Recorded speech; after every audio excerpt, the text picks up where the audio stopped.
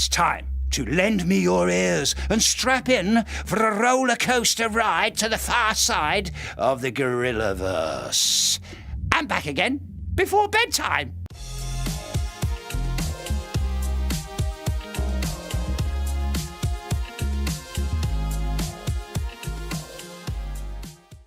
Hello readers and digital people, and welcome back to GP Reads. I am your host, Grant Reads. And I know I'm a week late. The Q&A was like a week ago, maybe a little bit over a week ago. Don't know exactly when this video will be up, but it's somewhere around a week. But life has just been crazy. Nevertheless, I would like to go back over the Q&A, pick out the important pieces. There's some important pieces about the music and also a little tiny bit about the story.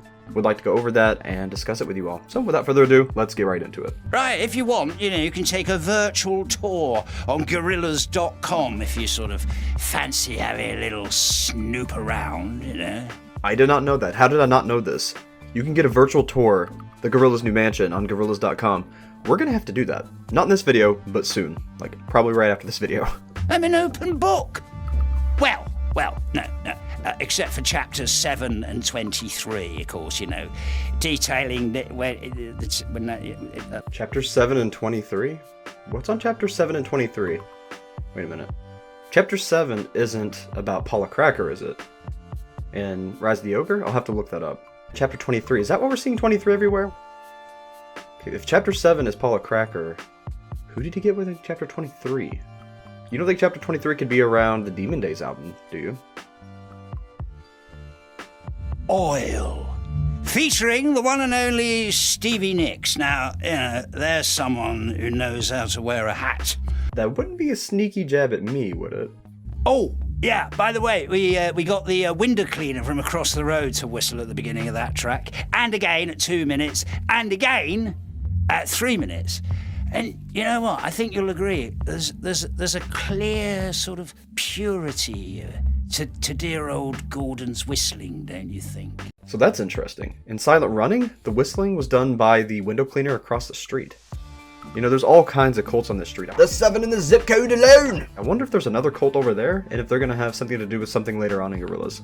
This may be the end of this phase, I'm not sure. But if it is, the next phase might be about a different cult, or they may continue the story in this one a little bit longer. I don't know. Not really sure yet. Booty's actually an old mate of ours, you may remember. Yeah, we worked with him way back on Dirty Harry, years ago. Another lost soul in the desert. Until I found him and led him back to the light. It's like a wormhole to another universe. A funky, psychedelic ghost train. Ooh. For those of you who don't know, Ghost Train was the very first Gorillaz song ever made according to Rise of the Ogre. It was actually made when Paula Cracker was still a part of the band. That's an interesting callback. Again, we're getting callbacks to the beginning, getting callbacks to Paula Cracker. Maybe the second half of this era or the next era will be about Paula Cracker. I wouldn't run it past him. But before we move on, can we just hear Murdoc's little whatever that was a couple times? Ooh, ooh, Baby Queen. A fever dream of a track. Oh yeah, literally. I mean, it was inspired by one of 2D's strange little night visions. So Baby Queen was actually a fever dream by 2D. Isn't that interesting? So apparently he's met the Princess of Thailand before when she was little in his dreams, and he's met her again. But he said it's also a vision, so I'm wondering if 2D actually has visions, like prophetic visions sometimes? And this is one of his prophetic visions? Or could it be something related to Moonflower and maybe the eye on the wall? The lady next door just gave me a nice gift. It's a picture of a creepy eyeball. She said if I put it over my bed, it'll watch me sleep. Very thoughtful of her. She's maybe interfering with his mind or somebody or something. Maybe Pazuzu is interfering with his mind. I don't know. I feel like there's a lot there that really needs to be broken down, but I can't really do it in this moment. I really need to go back and pour over the info because I think there's definitely something there. Tarantula! 2D claims the inspiration was, for this song, right, that he met a tarantula that looked like George Michael. A tarantula that looked like George Michael? Is this another prophetic vision? What in the world? Total rubbish, mate! Eh? It was inspired by a dream I had. I was being chased by giant spiders. None of them looked like George Michael, by the way. And then I woke up screaming, and gradually my scream of terror morphed and mellowed into a brilliant riff. Behold, the track was born. Yeah, I'm sorry, Mudsy, old pal, but I don't buy that. Tormenta. Lovely. One hell of a ride, this track. We were in Jamaica when we recorded this, right in the middle of a bomb cyclone. The wind was howling, the rain was lashing down, palm trees were sort of bending like they were made of salami. It was as if the universe was sort of, trying to tell us something. A cyclone, huh? Why do I feel like Murdoc makes half of these stories up? It's called Skinny Ape. And I tell you what, we were far from skinny when we debuted this. We were absolutely colossal, in fact. I had a right laugh rampaging through New York and London King Kong size. Apologies if I sort of stepped on anyone. Okay, well, not sure how I feel about that. So they were not holograms or like projections or AR in the Gorillaz universe. They were actually there, like King Kong sized. Like when Russel gets big, they all got big and marched around New York. That tells me two things. Number one is it's a good thing they were up on the buildings and not below standing on people. There was some portions where they walked down the streets, but I'm sure those were shut off. The streets themselves were shut off, I mean. And number two, Russel became giant before, but it was because he ate some radioactive fish. So does that mean that the entirety of Gorillaz ate radioactive food to become large for this event? That seems a little bit dangerous. That's it. Right there. Silence, existence, silence. 'Twas ever thus. And as far as the actual Q&A itself, well, there wasn't really any important information. Murdoc was, Murdoc, as usual.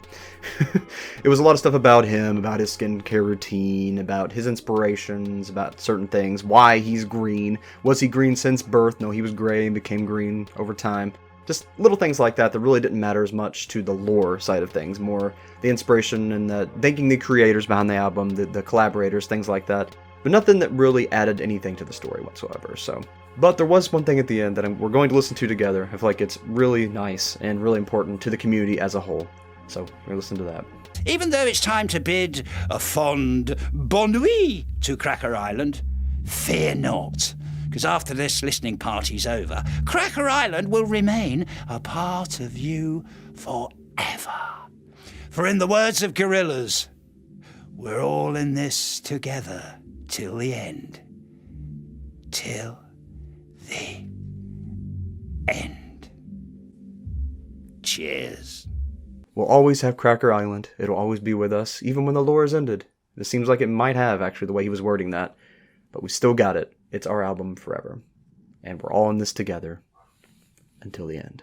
But I mean, it wasn't a complete bust. We did learn some background information about the music, the inspirations behind the music, the lore inspirations behind the music, like 2D encountering a tarantula, and that's why the song's called Tarantula, even though it has nothing to do with tarantulas whatsoever. Or if you take Murdoc's word for it, he had a nightmare about tarantulas. But hard to say who's telling the truth there. I think it's 2D. Murdoc was kind of doing his Mudsy thing on that one. But overall, I mean, we got some background information on the inspiration behind the songs from a story standpoint, so I think that's pretty interesting. What do y'all think? Leave your comments below. Would love to hear what you all have to think. And I've got plenty more Gorillaz things on the way, so I'll see you all then. But until then, keep your eyes wide open and never stop reading. I'll see you all. Thanks so much for watching. Now, I'd like to take this opportunity to thank my patrons and channel members. Thanks to you, I'm able to do what I love. CNK114, Investigator Zeus, Dobby's Music, Jera Mullins, Free Spirit Katie, MC Darfer, Roxy, Vexus, Agnieszka, Granny Monster, Nightmare Luna, Lily Ardat, and Elliot the Epic 242. Really, thank you so much for everything you do. It means the world to me.